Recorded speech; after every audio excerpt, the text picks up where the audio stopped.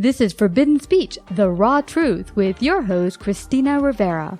In this Savvy Broadcasting series, we delve into hot topics affecting us all. With cancel culture and big tech censoring any opposing ideas and thoughts outside of mainstream ideology, it has become more important than ever that we tell the raw truth about everything from U.S. world politics, COVID, Christianity, and everything in between. We invite all points of view to come and share their perspective honestly and respectfully.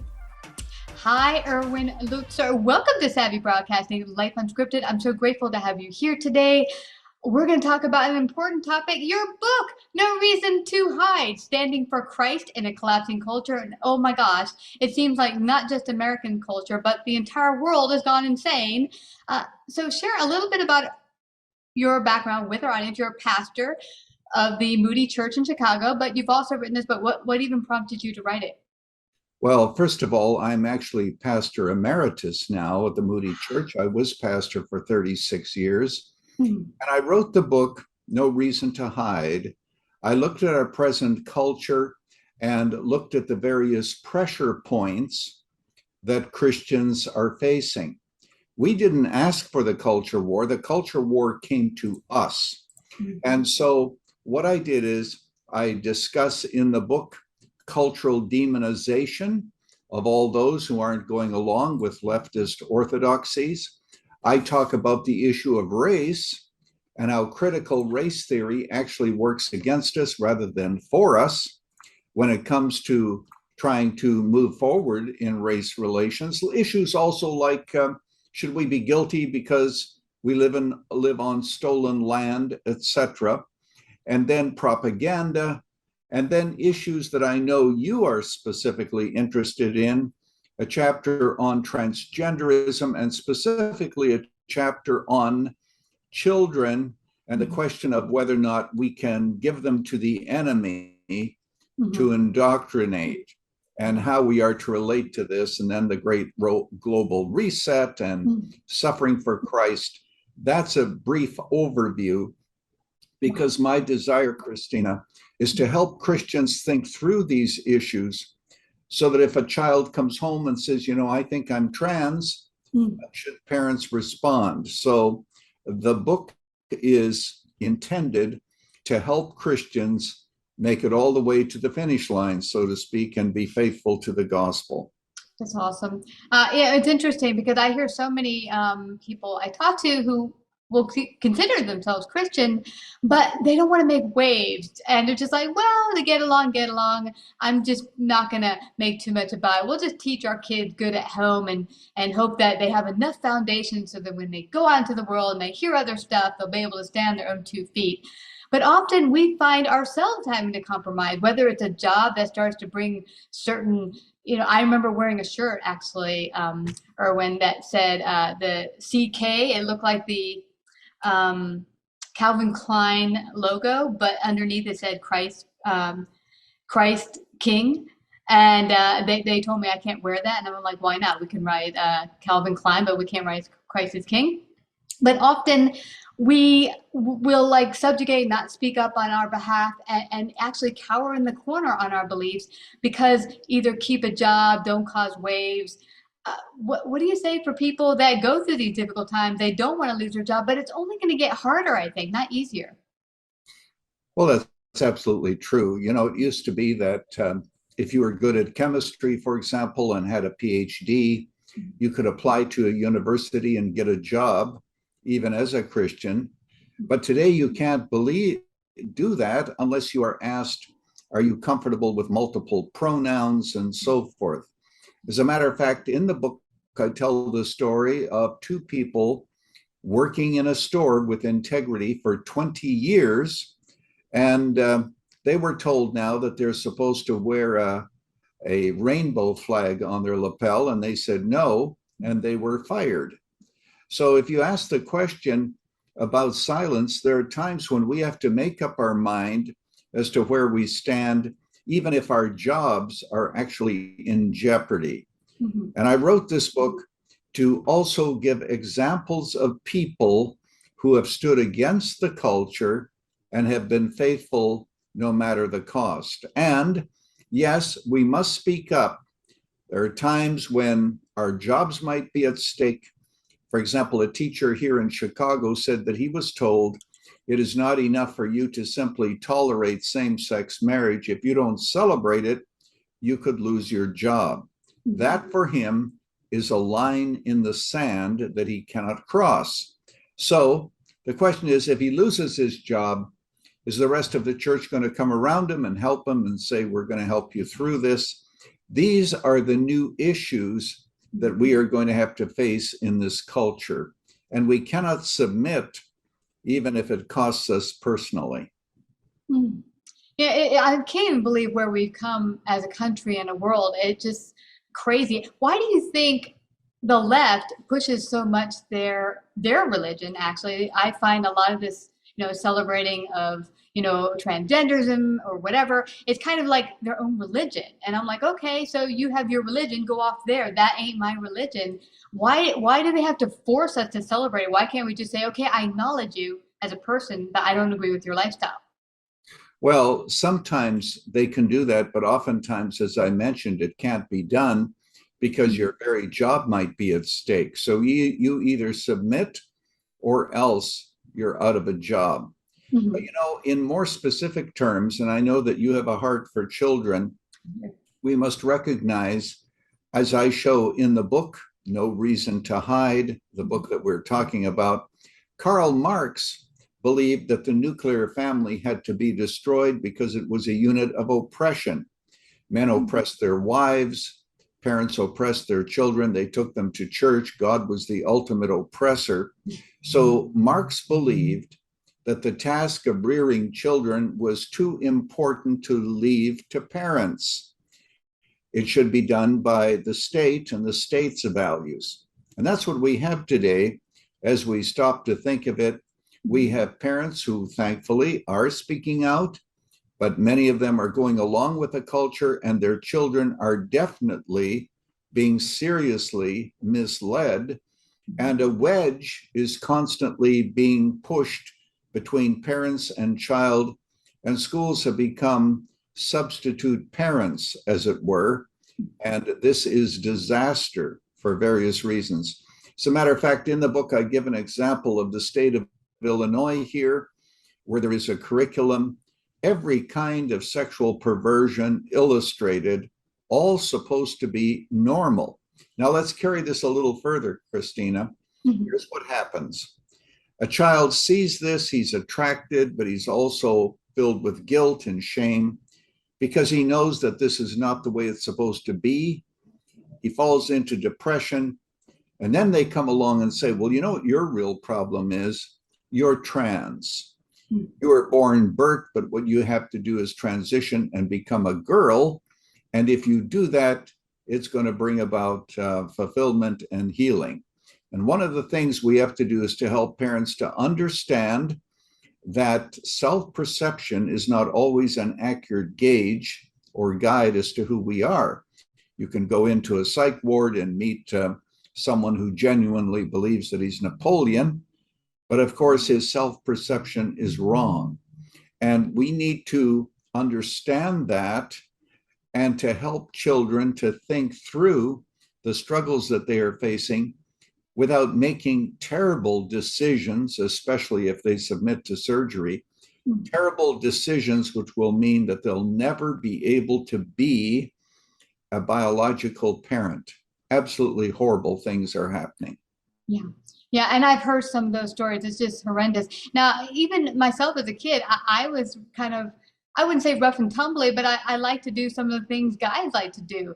And I think in today's culture, had I grown up going to school, they just might say, well, you kind of do guy things and you're probably a guy. And as we all know, going through teenagehood, it doesn't always feel good. Whether you're a girl or a boy, the changes are uncomfortable. And so you could totally rack that up to being, I'm not feeling like the correct sex. And it's already difficult enough being a teenager without this confusion coming from the society and school. But what can parents do? Because I've heard some of them tell me, I can't take my kid out of school. I have a full-time job. I can't educate them at home. I need to send them to school, public school, but how am I going to make sure they're going there with the right tools to make the right choices, or what can I do as a parent? Well, there may be a limited number of decisions that have to be made, but make them you have to. By the way, with reference to transgenderism, let me quote Ayn Rand, who was not a friend of Christianity. She said it's possible to avoid reality, but you can't avoid the consequences of avoiding reality. But now back to this. Number one, it's important to realize that homeschooling is easier than it used to be. You have these groups, these co-ops that meet together. If you can't teach chemistry, your child can be with someone who can, or physics, or some other subject. So the option there is better than it was years ago. Maybe a faith-based school is in your area. Now, some faith-based schools are not necessarily immune from wrong views of social justice and all the rest, but they might be a lot better. If you have to send your child to a public school, just know this: there still may be a few decent ones out there. They're becoming fewer and fewer. What you have to do is to work with the teachers. You have to get involved, get other parents involved who share your concerns. You cannot throw your children to the wolves. God is going to hold you. In the book of Ezekiel, God says that even the children of unbelievers were born to him, that is, to God. So God has loaned the child to you, and what you need to do is recognize that you'll give an account. And speaking of jobs and vocations, let's remember that the most important legacy we will ever leave behind us is the legacy of our children.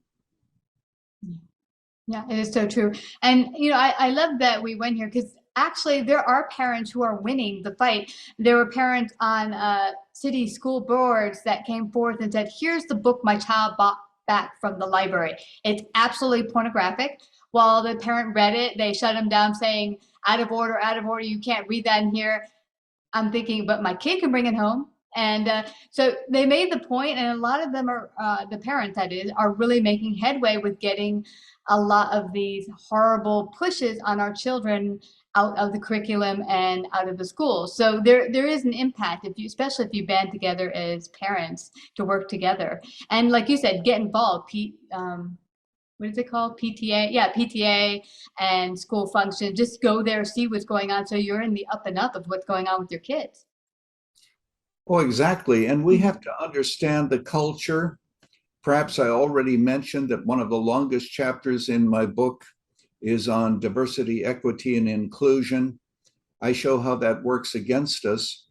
Another word for it is critical race theory, and that's what's being taught in schools, where people are divided on the basis of their skin color and put into various categories.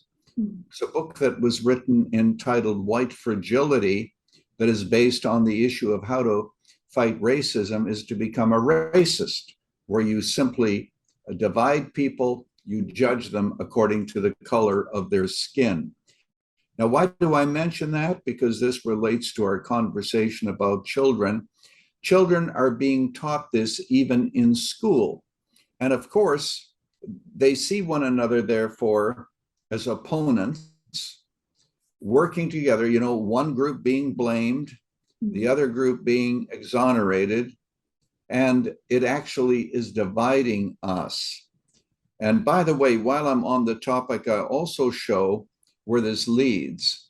In Princeton University today, you have a directive that has come down that says if you believe that mathematics has only one right answer, basically you're a racist. And a person who has stood against this, a professor from Romania, said that he fears this more than he feared the communists, because at least the communists believed that 2 + 2 is equal to 4.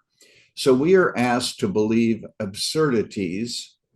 And I think it was Voltaire who's credited with saying, those who can get you to believe absurdities eventually can get you to commit atrocities.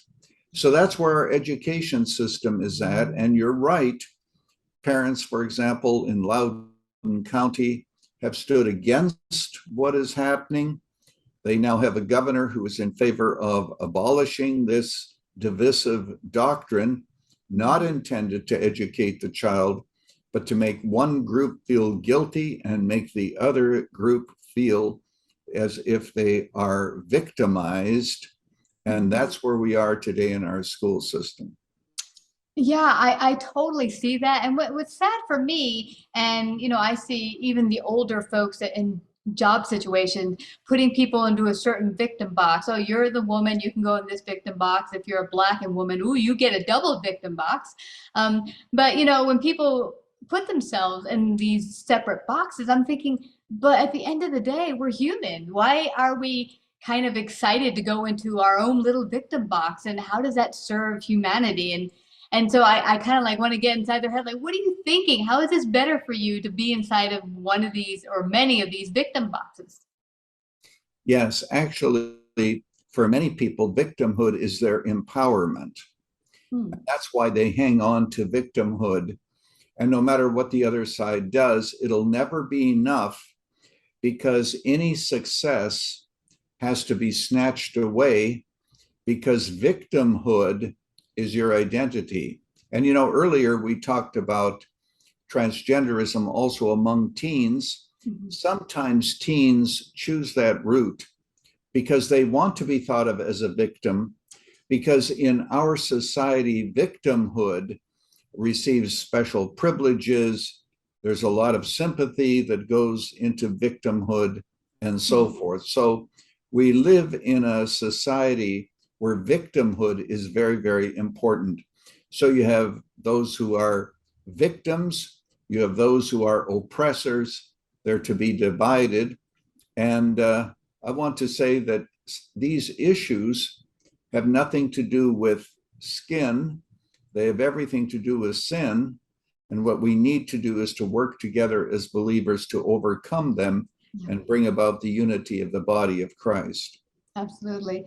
Wow. There's so much in your book. I know we could go on for hours on all of it, but I want everyone to get their very own copy so that parents feel empowered and every Christian out there feels that they can go through this. It's going to be a difficult journey. I don't think it's going to get easier, but where can everyone get a copy of No Reason to Hide, Standing for Christ in a Collapsing Culture? Where can they get a copy? Well, first of all, they can certainly get it on Amazon or christianbook.com. Maybe those are the two best places for No Reason to Hide, Standing for Christ in a Collapsing Culture. Go to Amazon, go to christianbook.com. Both have great sales on the book. And remember why I wrote it, to help us to think through what our Christian testimony should be in the midst of a collapsing culture. No reason to hide. Yeah, no reason to hide. Because, as it is, I find that if you will subjugate yourself for one thing, you fall everything. Like, let's say you don't lose your job today because you said, okay, I'm going to go along with this one issue. But then tomorrow something else. And so where does it end? You really need to stand up for what you believe. You believe in Christ. You need to stand for it and not be scared to stand no matter what the consequences. God's got your back. Thank you so much, Mr. Lutzer, for coming. All right. God bless you. God bless. Like, subscribe, and share this episode. To listen to more Forbidden Speech or Savvy episodes, visit SavvyBroadcasting.com. To find out about our paid sponsorship opportunities or how to become a guest, email Christina at lifeunscriptedradio.com.